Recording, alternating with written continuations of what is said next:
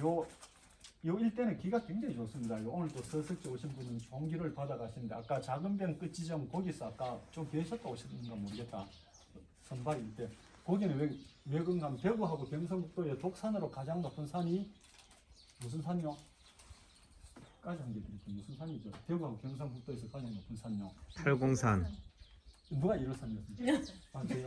와. 1월산이 가장 높아요. 1월산 혈자리가 끊기지 않고 바로 아까 작은 병 끝에 남이정이랑 그 혈을 딱 맺고 있어요. 두 강이 합수를 이루고 있죠, 그죠? 그 다음에 좌측령 강건너 좌측령 우백호가 있어 기가 굉장히 좋은 곳입니다. 그래서 요거는 제가 이야기하는 게 아니고 경북대학교 지리학과에 풍수 지리를 전공하신 분이 거기 한 40-50분 동안 있으면은 참 좋겠다 이런데 아마 성문 선생은 거기에 바로 정자를 못 짓고 난간이 좁아가 여기서 딱 짓게 되는 거예요. 여기 짓을 때 그 당시에는 앞에 건물하고 후손들이 나무를 심었는데 이게 없었어요. 없기 때문에 바깥쪽은 여기 앉아서 그대로 다 보였지, 그죠? 그래서 비가 굉장히 좋습니다. 비가 굉장히 좋은 기운을 많이 받고 오늘 저녁에는 연대가 국가에 맞이하실 수 있도록 뭐 늦둥이 가질 늦둥이 가질 영역이 있으니까 이거 어떤 이런 숙박 무료로 제공합니다. 당연히 여섯 하면 분명히 닫혔던 문도 열리고 이렇습니다. 나가겠습니다. 그래서 아까 저 이야기 들었습니다. 요 앞에 큰 돌은 요 앞에 요거 보면은 신선이 놀아서 논인가에서 서미석이 됩니다. 몇 페이지쯤 있는 거 봐주시면 되는가 하면 바로 요 6페이지, 7페이지 보면은 돌들이 쭉 있습니다. 6페이지, 7페이지 보면은 서미석이 있는데 신선이 놀아서 논인다. 그 앞에는 큰 돌이 두 개가 있는데 기팽석과 랑가함이 있습니다. 기팽석은 누군가 바둑을 뜬다 하고 랑가함은 도끼자루가 문드러진 줄 모른다. 도끼자루가 문드러진 줄 모르고 바둑을 뜬다. 지금 여기 있는 거는 제가 하는 게 오원절구 시가 다 있습니다. 그죠? 요거는 진나라 때 고사에 보면 왕지라는 사람이 산에 나무하러 갔다가 동자들이 바둑 뜨는 소리가 너무 좋아가 시간 가는 줄 모르고 듣고 놀아오니까 동네고 불타고 없어졌더라 하는 그런 이야기하고 맥이 유사하고 있는 거죠. 그죠?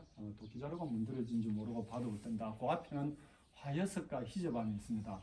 희저밤은 나비가 홀를 날아다니는데 어디로? 꽃과 꽃을 속으로 홀를 날아다닌다. 이거는 바로 호접지문, 장자지문 여기서 나오는 것들이죠. 그래서 나비가 여기서 등장이 되고 있습니다.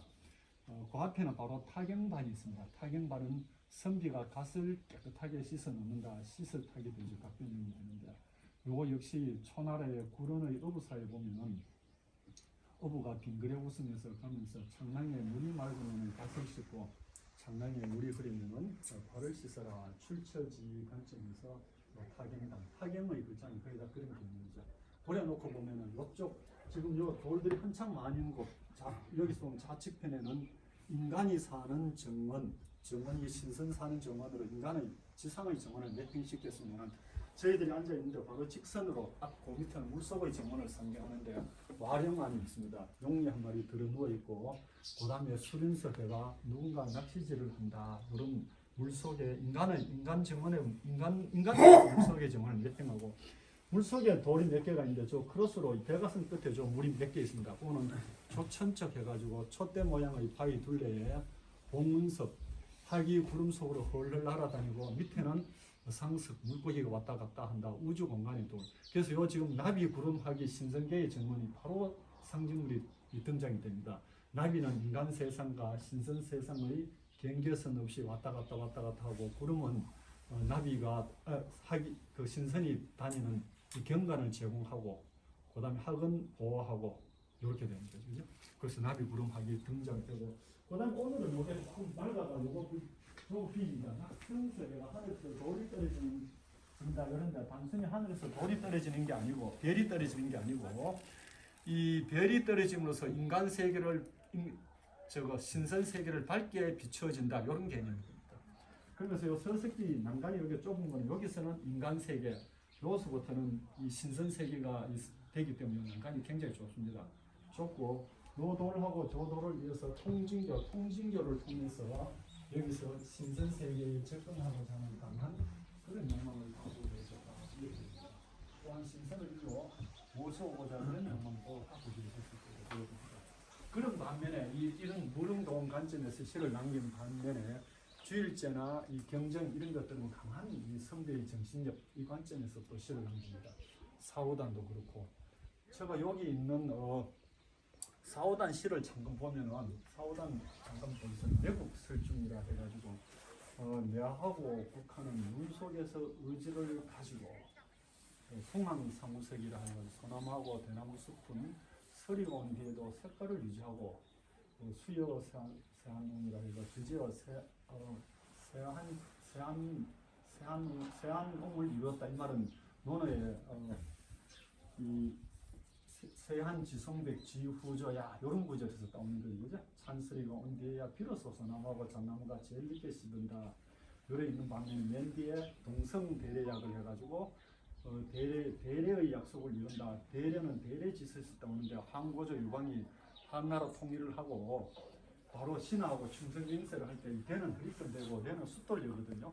태산이 굉장히 큰데 태산이 커가지고 숫돌처럼 적어질 때까지 황하강이 커가지고 아무리 적어가지고 허리끈처럼 좁아질 때까지 황고조 유방은 한나라가 영원히 번창하리라 신하고 맹세하는데 바로 그 대례 동성 대례학은 대례짓에서 따오는데 이런 의미에서 볼 때는 아까 사오단 같은 경우는 매국설중이 송황상우석 이런 개념은 사람을 사는데 어떤 원칙을 가지고 살아달라 이런 강한 우리인데 강한 정신력을 가지고 이야기한다 이렇게 이야기 될 수 있고요. 또 이곳은 또 성문 선생은 여기 오셔서 한 시를 남긴 반면에 오게 된 경위는 24살 때 이 일대를 방황을 하고 가십니다. 24살 때 아마 이 서석지 주변 아까 남자인 생가에서 나올 때 보면은 거기 서석지 영양권이 있는데 거기에 무남이라는 바위가 있어요. 거기서부터 쭉 이 일대를 24살 때 한 바퀴 빙 돌아다니면서 내가 이제 늙어서 살 곳은 이곳이라 하고 이 성문집에 바로 이 기고를 합니다. 몽고를 합니다. 그래서 아마 이 성문관에 있으면서 이제 늦게 정작을 지었으리라 그렇게 생각하고 그 다음에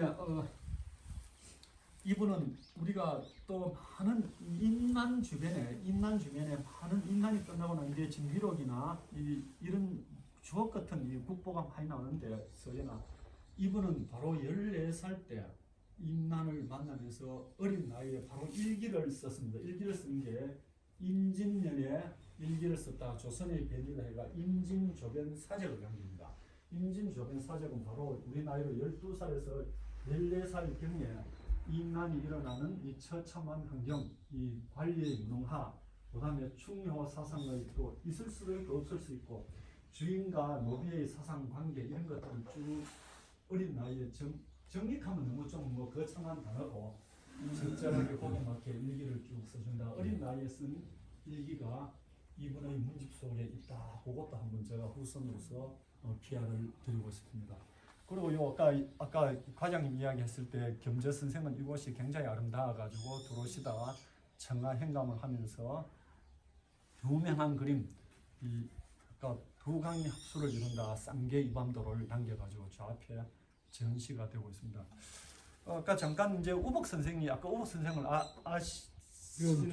잘 아신 것 같은데 잘은 몰라. 아 그래요. 들어가 제가 공부하면서 왜 오게 됐는가 그 과정도 잠깐 이야기 드릴게요. 우복 선생은 아까 이모부라 그랬어요. 이모보고 스승이죠. 이조 판서인가 뭐. 이조 판서를 하죠. 인조 반정이 일어나고 이조 판서를 하십니다. 그래서 사실 성문 선생은 바로 생질이고 이질이고 제자기 때문에 뱃을 청거를 받습니다. 받는데 영덕에 대계를 사가 보냈는데 대계가 바로 직진을 하지 않고 좌우로 왔다 갔다 합니다. 그러면서 스승이고 이모부에 대한 간곡한 사냥을 합니다. 그래서 이 벼슬하고 담론교사님 우복 선생은 왜 그래 됐느냐면 바로 이 태계 선생하고 해제 이연적을 문묘에서 이탈을 시키려고 누가 북인의 영수 그 당시에 정인홍이 빼내려고 합니다. 그래서 정인홍인데 강한 대립을 하는 거죠. 그래서 그때는 한번 정권이 서설 북인을 넘어왔는데 정인홍이 실권을 잡고 있으니까 우복을 바로 탄핵에 가까운 유배에 가까운 탄핵 질타 이래 됩니다. 그래가지고 상주에 바로 오시는 거죠. 상주가 고향이니까. 그래서 거기서 쭉 수학을 하게 됩니다. 그래서 이제 우복 선생은 바로 인조 반정이 일어나고는 이조 판서로 등극을 하게 됩니다. 등극하게 되고 아까 이분하고 관계성은 이루려고. 이분은 또 사실 자기 장인도 뭐 입지가 튼튼합니다. 바로 저거 부실의 유복기 선생의 입향조 튼튼합니다. 그러면 이 정치를 사용하는데 그래서 바로 주일제 시를 한 수를 남기고 마치도록 할게요. 짧게 마치고 질문을 받을게요. 주일제 시에 보면은 위합 수요 경례라 해가지고 학문을 하는 데는 경을 중요시하고 행신 막근명을 하고 행동과 마음가짐을 가지려니 하고 바로 그 뒤에 막근명 명예를 가까이 하지 말라 요래 나오고 옷에 무자득이요 해가 내가 이제 늙어서 스스로 얻을 수 있는 게 없으니 무녀 독서성을 해가 당신들이 그리는 소리를 듣노라. 그렇게 명예를 가까이 하지 말고 언제든지 학문은 가까이 하라. 이런 이제 주일제 시를 남깁니다. 그리고 또 시가 있어요. 거경궁이 경자 요거 한 개 더 이야기할게요. 경자는 제가 공과대학에 있지만은 수십 번 오만 전문가인데 성리학이고 경의 개념을 아마 내가 20번은 더 물었을 겁니다. 물어도 이게 참 희한한 게 말이에요. 인문대 교수인데 20번 물으면은 경은 한 줄로 딱 요약을 하고 그다음 뭐다 이래 성리학도 이래 이야기하는데 이게 밑도 끝도 없이 이야기하고 이러니까 아주 힘이 들어요. 아주 힘이 드는데 사람마다 그거는 다룰 수 있는데 어쨌든 지는 지대로 논리대로 설명을 해야 그게 이 선생이지 여보고 초등학교 6학년에 인터넷이 뭡니까 물으면 한 줄로 일단 설명을 해야 돼. 네. 틀리든 맞든 인터넷은 6학년 물으면 6학년 맞게 한 줄로 설명하고 또 지금처럼 어르신이 물으면 어르신 높이에 한 줄로 설명하고 그 다음에 나가야 되지. 내가 지풀도 모르는 게 성리학 물으면 처음부터 쭉 헛바이거든. 그래서 성리학은 경은 경사상은 아까 주일 무적 사상 성상성법 이런 이제 그 다음에 음제 점숙 정숙 이런 여러 가지 개념이 나오는데 이런 분들은 이제 그것 밖에 나오는데 참 안타까운 게 제가 거경궁리 보면은 경은 가까이에서 취해주고 리는 멀리서 답습을 하라 이런데 태계 선생님이 거경궁리를 했는데 리를 멀리서 답습을 할 때 이 자연 현상도 좀 답습을 하게 했으면은 우리나라가 조선 중기에 말이에요. 거기에 이 나자에 얽매여 가지고 이조 말에 무기도 못 만들고 이런 아마 이 침략을 당하지는 않았을 것 같아요. 참 그것을 보면 안타까운 면이 리를 취하는데 이 리를 이 보면은 자연 현상 왜 사과가 떨어진가? 전 뉴턴을 좋아하는데 뉴턴이 사과가 왜 떨어지느냐? 뉴턴이 하루아침에 안 나왔거든. 영국의 필립 왕립 아카데미에서 보면은 그 많은 과학자들이 나온 중에서 뉴턴 이런 사람 하나 툭 튀어나오지 아무것도 안 갖춰주는데 그거 나오기는 확률적으로 그거는 아주 힘듭니다. 이런 여러 명의 과학자 중에서 나오는데 우리나라는 그게 참 너무 나 논어에 보면 논어가 16,000자가 안 되더라고. 깜짝 놀랐어요.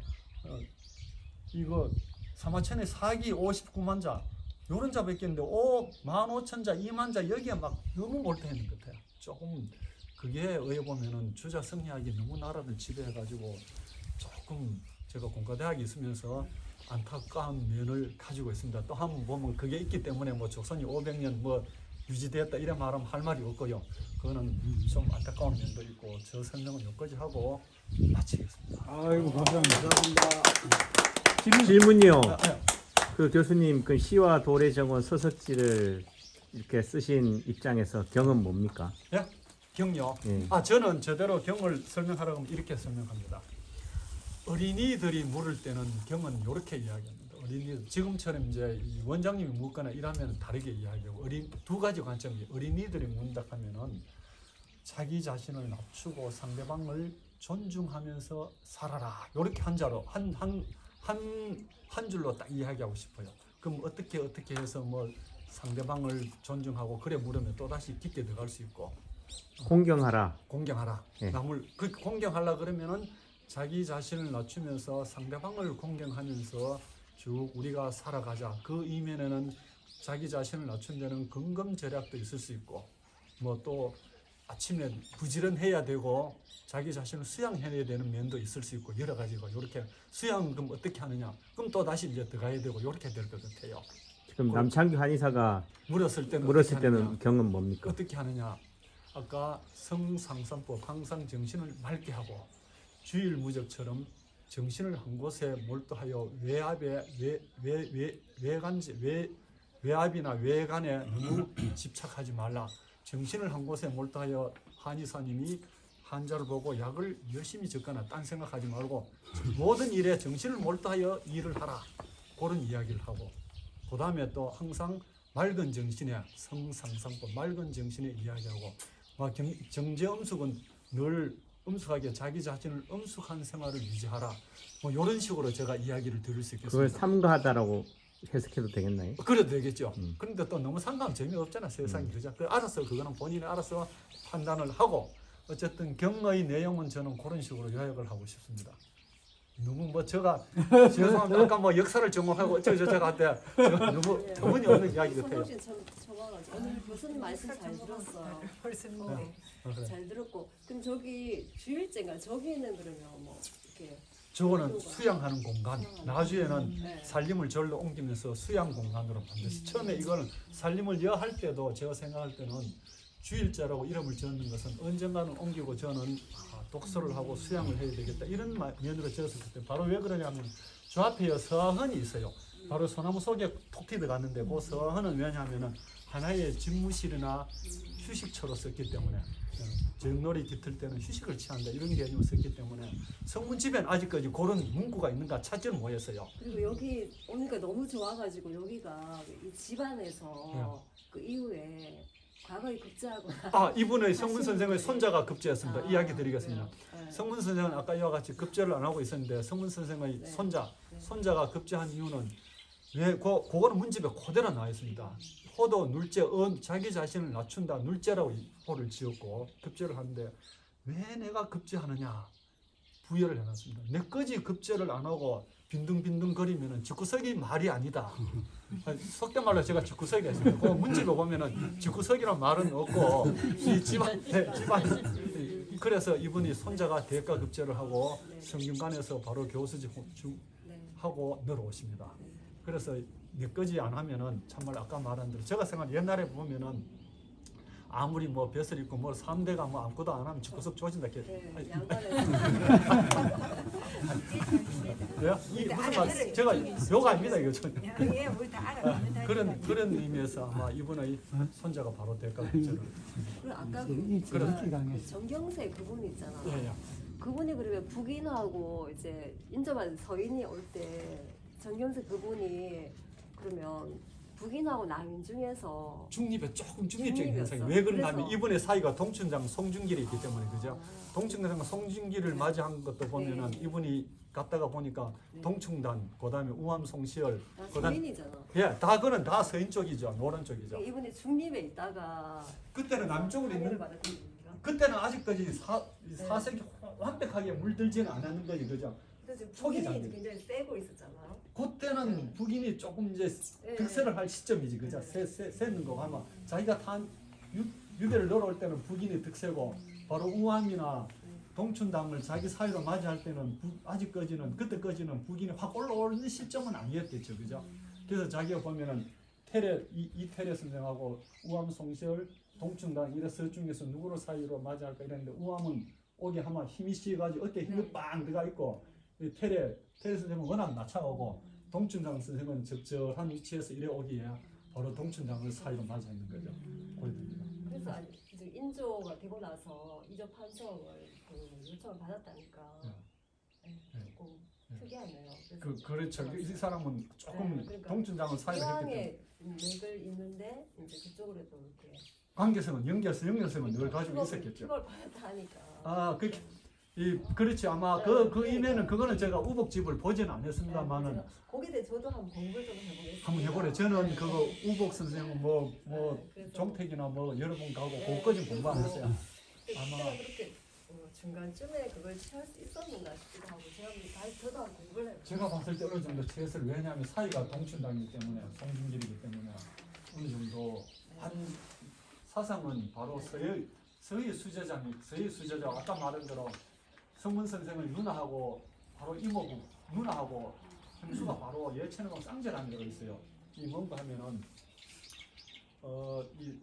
이 무슨 상강중앙 옆에 쌍제라는 절이 있는데 거기에 뛰어내려가 투신 장사를 합니다. 왜 그런가 하면은 임난 때 바로 예적이 바로 급습을 하는데 그래서 피할 곳은 없고 급습은 당하지 않고 바로 행사하고 바로 거기에 12살 무렵에 뛰면 굉장히 많이 해결하는 것 같아요. 그래서 거기 보면은 쌍절비가 있는데 쌍절비 바로 뒷문에 누가 들어가면 우목신경이 우목신경하고 바로 저혈 수제자로서 아주 많은 입히는 명확하게 가지면서 정치를 가지지 않았나.